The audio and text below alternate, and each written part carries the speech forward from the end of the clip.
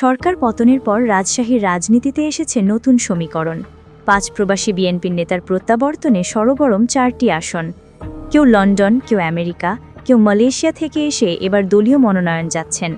Banner ফেস্টুনে ছেয়ে গেছে এলাকা, শুরু হয়েছে জনহিতকর কার্যক্রমও। তবে স্থানীয় নেতাদের মধ্যে দেখা দিয়েছে অসন্তোষ।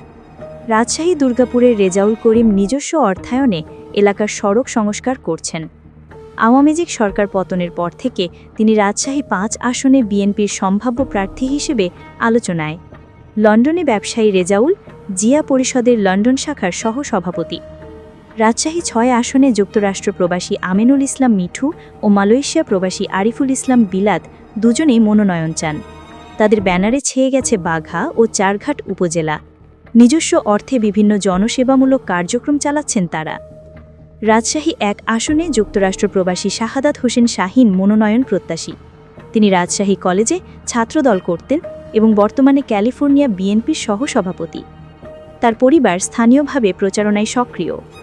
রাজশাহী ৪ আসনে যুক্তরাষ্ট্র প্রবাসী চিকিৎসক জাহিদ দেওয়ান শামীমও মনোনয়ন চান। তিনি রাজশাহী মেডিকেলের সাবেক ভিপি।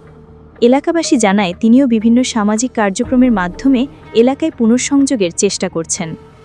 তবে স্থানীয় বিএনপি নেতারা বলছেন, প্রবাসীরা দলের অংশ হলেও তাদের এমপি বানানো উচিত নয়, কারণ তারা এলাকায় ছিলেন না, মামলার ঝুঁকি বা ত্যাগের অভিজ্ঞতাও তাদের নেই। এই প্রসঙ্গে রাজশাহী জেলা বিএনপির আহ্বায়ক বলেন, ত্যাগী ও নির্যাতিত নেতারাই মনোনয়ন পাবেন, হাইব্রিডরা নয়।